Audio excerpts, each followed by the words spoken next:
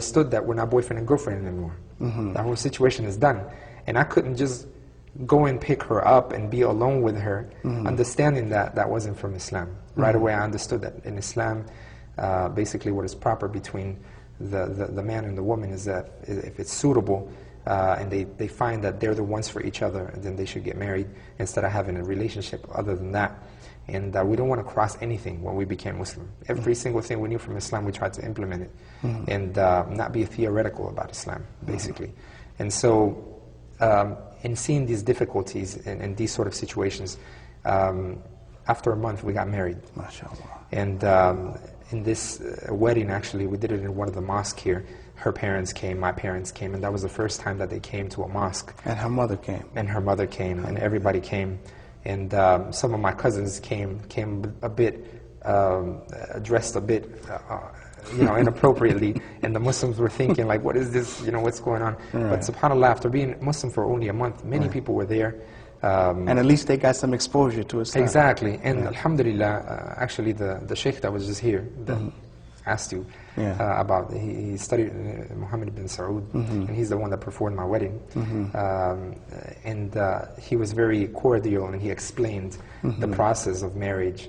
And from the simplicity of that marriage, and the wisdom, I guess, in the man and the woman coming together in that explanation, the family started beginning to recognize that it wasn't going to be a phase that we were going through.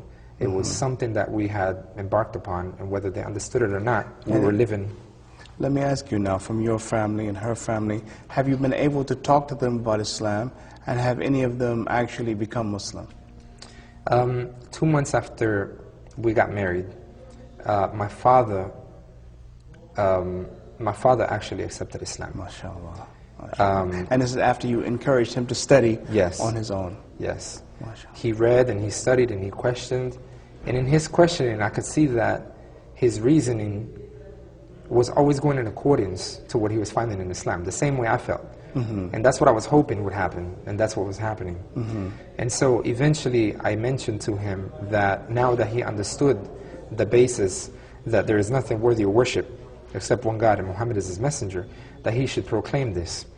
So I took him to one of the mosques, and there was a student of knowledge by the name of Yasser Qadi, that graduated from Medina University as well. And he was giving a talk, and I was translating in the back for my father, because he's not very strong in the English language. So I was translating on the fly, and the first thing my dad told me, he said, this sort of thinking about life is what should be spread by the rulers of the world, so that there's peace in the world. And so I told him, this sort of information that you're receiving is what we've been asked to embrace by all the different messengers, and this is a way of doing it. I explained to him what the Shahada was, and afterwards I actually went to Yasser Qadi, the individual giving the talk, and I said, my father wants to embrace Islam, and he said, you give him Shahada. And so I had just been Muslim 3 months, and in front of the people in the mosque, basically he took the Shahada, and then my mother started feeling as if she was going to be asked to embrace Islam as well. And she was feeling like we were going to pressure her or something, because we were all Muslim now. Basically my wife, myself, my father, and this is the immediate family. I don't have any brothers or sisters. And so I told her, there's no compulsion in religion. There's no way that any human being can change anybody else. It's based on the conviction of what they research, and if they really ask God to guide them. And she said, well, I was born a Catholic and I'm going to die Catholic. And I said, well, you really don't know how you'll die. Only God knows. And if you're a good person and you ask for guidance, He'll give it to you. Even if you think otherwise right now. Even if I think otherwise. So I'm just saying, from us, you have sources of information if you have questions. But other than that, I just hope that you realize that this is a good change for me in my life. She always told me to leave the streets, to leave all these girls, to do this, to that. And I mentioned to her, I did all that now, and that's what Islam did for me. Now you think it's strange. You've been asking me to do something all my life, and now that I did it, it's strange. And so with her, alhamdulillah, we worked on this treatment and on these dealings for about 3 years. 3 years. And we actually came to the conclusion that she would accept Islam the day that I told her basically I was scheduled to go study in Islam in Al-Qura in Saudi Arabia, in Mecca. Right.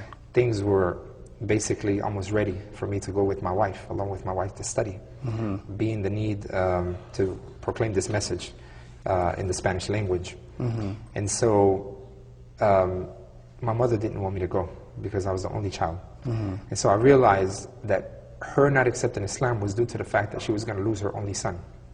So one day when we were having lunch, just on a regular day, in a restaurant here in Houston with my father and my wife, I mentioned to her, do you think that it's important for a person to learn different languages? And she said, yes, it's good for them. And I said, well, I need to learn the Arabic language. And I said, do you have anything to say about that? And she said, that's fine, that's good. And I said, but unfortunately, I don't have many people here teaching it, so I have to leave. And she said, you do whatever you want, but with an attitude. She didn't really want me to go. Right. And so I asked her, do you want me to go or not? And she said, it really doesn't matter anyway, you're going to do whatever you want. And I told her, well, you see, in Islam, the honor and the respect to parents, it comes second to the respect or the obedience that we give to God. So it's very important that in the midst of me trying to please God, I don't displease you in this regard. And so she didn't think that Islam was that strong and that it even had any benefit for her. But now she was seeing a worldly benefit. And so I told her, I said, let's make a deal. That if you don't have anything to say about Islam that keeps you away from it, that you accept it, and in that acceptance, you get a benefit in this world and in the hereafter. In this world that I stay with you, in the hereafter that we also can be together in paradise. Alhamdulillah, she accepted Islam. MashaAllah. And the day that my daughter was born, and my first daughter, about 3 years ago, her mother, she was in the delivery room with us. And I asked her, I said, who do you think created this creature that we love and we don't even know? Who puts the love in the hearts of human beings? Who created you? Who created everything? And to everything she said, God. And then I told her, then why don't you only worship Him by Himself? Instead of having intermediaries and praying to something that He created. And that day she accepted Islam as well. Her aunt, she was diagnosed with cancer. She was the strongest Christian in my wife's family. And we made a CD entitled The Religion of Truth. Actually, it's a translation by Dr. Bilal Phillips, The True Religion, The True Religion.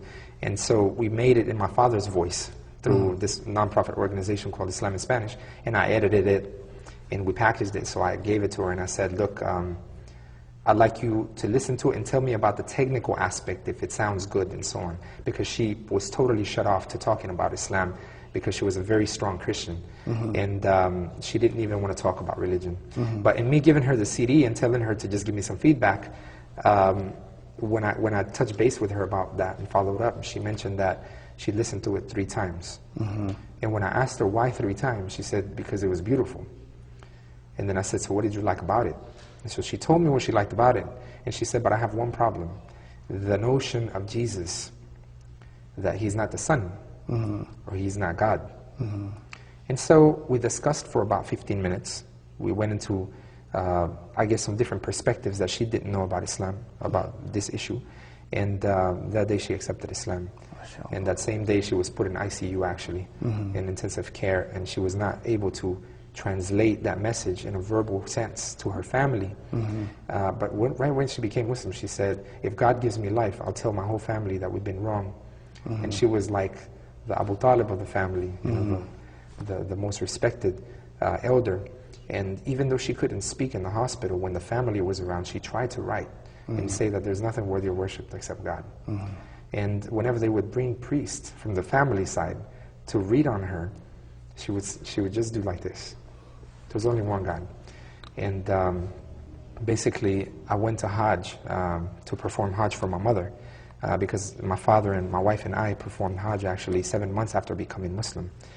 And when